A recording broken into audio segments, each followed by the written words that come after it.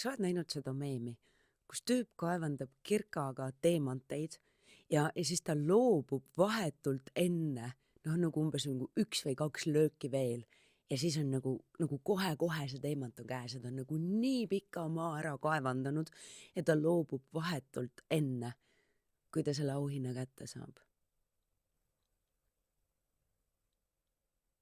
Mis siis, kui kõige pimedam on vahetult enne, kui läheb väga valgeks? Ja mis siis, kui ka sinu kogu teekond on lihtsalt olnud ettevalmistus kõigele sellele, mis on alles tulemas? Ära loobu enne, kui sa oled lõpetanud.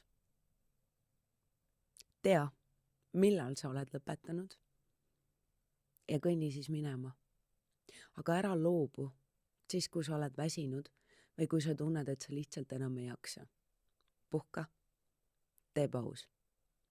Aga lõpeta siis, kui sa oled päriselt lõpetanud.